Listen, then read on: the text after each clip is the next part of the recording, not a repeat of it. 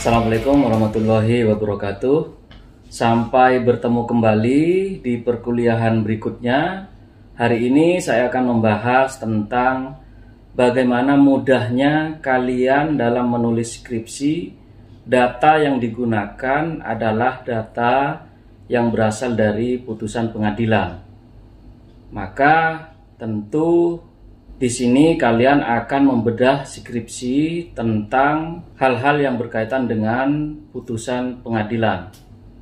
Tentu apabila kalian akan menggunakan dasar terkait dengan putusan pengadilan, maka data yang digunakan adalah berkaitan dengan perkara yang ada di lapangan atau perkara yang sudah diputus oleh pengadilan. Maka tentu di sini saya akan membahas tentang kemudahan-kemudahan yang didapat oleh kalian dalam hal membahas skripsi yang data primernya adalah berasal dari putusan pengadilan. Apa saja kira-kira kemudahan-kemudahan yang akan didapat oleh kalian dalam hal menulis skripsi yang berasal dari putusan pengadilan? Yang pertama, tentu penulisan skripsi yang berasal dari putusan pengadilan adalah datanya mudah ditemukan. Jadi sekali lagi, data yang Anda cari itu cukup mudah untuk ditemukan. Anda misalnya dapat meminta data tentang putusan pengadilan tersebut ke pengadilan yang bersangkutan. Misalkan data tersebut ada di Pengadilan Negeri Jakarta Selatan, maka saudara cukup meminta pengantar dari fakultas untuk kemudian meminta nomor perkara berapa, antara siapa dengan siapa. Jadi sekali lagi sangat mudah sekali untuk mendapatkan data tentang putusan pengadilan.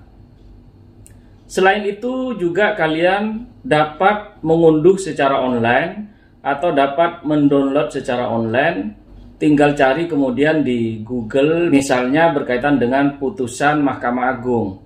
Di situ lengkap sekali, nanti kalian bisa memilih apakah putusan tentang perdata, tata usaha negara, militer, pajak, perkawinan, PKPU, kepailitan, dan lain sebagainya. Selain itu, putusan pengadilan ini tidak hanya Anda dapatkan dari putusan Mahkamah Agung saja, akan tetapi putusan ini juga terdapat dalam putusan Mahkamah Konstitusi misalnya, atau putusan Dewan Kehormatan Penyelenggara Pemilu, atau putusan terkait dengan kode etik hakim yang Anda bisa unduh kemudian di website masing-masing kelembagaan negara tersebut. Jadi cukup mudah, sekali lagi tinggal cari di Google putusan apa yang Anda inginkan dalam melakukan pembahasan dalam skripsi saudara. Yang kedua, mudahnya menulis skripsi yang berasal dari putusan pengadilan adalah kronologisnya sudah ada. Jadi biasanya dalam sebuah putusan itu kronologisnya itu juga dicantumkan dalam putusan pengadilan yang bersangkutan, sehingga saudara tinggal mengelaborasi atau mengubah sedikit saja terkait dengan kronologis yang sudah ada dalam putusan tersebut. Biasanya kronologis ini Anda cantumkan dalam bab 2 penelitian skripsi saudara. Yang ketiga, mudahnya kalian dalam hal menulis skripsi yang berasal dari putusan pengadilan adalah perbedaan pandangan terkait dengan pendapat-pendapat baik antara jaksa dengan pengacara, baik antara penggugat dengan tergugat, baik antara pemohon dengan termohon, itu sudah ada dalam putusan juga. Menurut jaksa seperti apa, menurut pengacara seperti apa, atau kemudian menurut penggugat seperti apa, menurut tergugat seperti apa, menurut pemohon seperti apa, dan menurut termohon seperti apa. Artinya perdebatan-perdebatan itu kemudian bisa kalian ambil dan bisa kalian cantumkan dalam skripsi saudara. Sehingga sekali lagi tidak terlalu sulit bagi saudara dalam hal mengkaji berkaitan dengan skripsi yang berasal dari putusan pengadilan.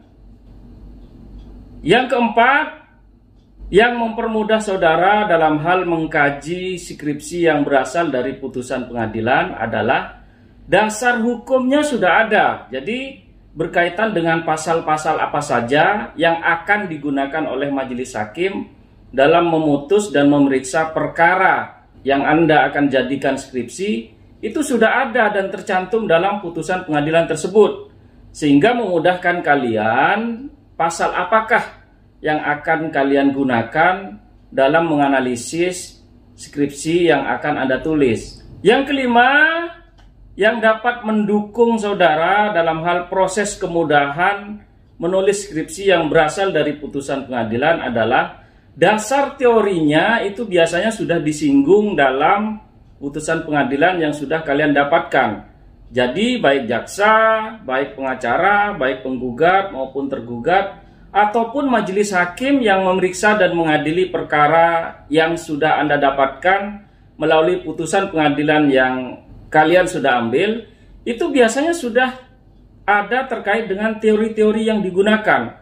Apakah teori kemanfaatan, apakah teori keadilan, ataukah teori yang berkaitan dengan tindak pidana, atau teori-teori yang berkaitan dengan hukum perdata, atau terkait dengan teori-teori hukum lainnya, itu sudah ada dalam putusan yang kalian sudah ambil melalui pengadilan maupun yang sudah kalian download dari internet. Jadi sekali lagi cukup memudahkan kalian, tidak usah repot-repot dalam hal kalian mencari dasar teori yang melatar belakangi dari penulisan skripsi yang akan Anda tulis nantinya.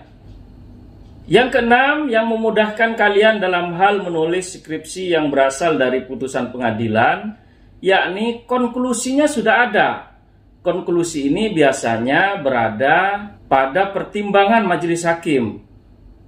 Biasanya pertimbangan majelis hakim ini berada di halaman akhir dalam putusan.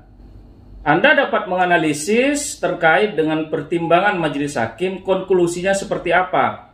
Apakah majelis hakim setuju dengan pendapat jaksa misalnya, atau bahkan lebih setuju terkait dengan pendapat pengacara, atau justru lebih setuju dengan pendapat penggugat, tergugat, pemohon, termohon, atau bahkan tidak setuju terkait dengan argumentasi yang diajukan antar keduanya. Dalam hal ini, majelis hakim memiliki pandangan sendiri terkait dengan putusan yang diambil oleh majelis hakim yang memeriksa dan mengadili perkara atas putusan yang sudah kalian dapatkan. Yang ketujuh atau yang terakhir terkait dengan penulisan skripsi yang berasal dari putusan pengadilan, itu Anda tinggal kemudian apakah setuju atau tidak setuju terkait dengan konklusi yang diambil oleh majelis hakim yang memeriksa dan mengadili perkara saudara. Anda dapat berargumen berdasarkan peraturan perundang-undangan maupun teori-teori hukum, apakah putusan yang diambil oleh majelis hakim yang memeriksa dan mengadili atas putusan yang sudah kalian dapatkan itu sudah mencerminkan kepastian hukum, keadilan, dan kemanfaatan hukum. Kalau kalian setuju, ya kalian tinggal kemudian menyamakan persepsi atau kesimpulan yang diambil oleh kalian sama persis dengan kesimpulan yang diambil oleh majelis hakim yang memeriksa dan mengadili perkara atas putusan yang sudah kalian dapatkan. Jadi sekali lagi sangat mudah sekali bagi kalian dalam hal membahas skripsi yang data awalnya berasal dari putusan pengadilan. Sekali lagi, ini bagian dari trik dan tips bagi kalian bagaimana caranya menulis skripsi yang cepat selesai, seperti yang sering saya katakan dalam pertemuan-pertemuan sebelumnya. Itulah 7 tips yang dapat saya sampaikan bagaimana caranya kalian dalam membahas skripsi yang data awalnya berasal dari putusan pengadilan. Semoga pertemuan ini dapat bermanfaat. Saya ucapkan terima kasih. Kurang lebihnya mohon maaf. Assalamualaikum warahmatullahi wabarakatuh.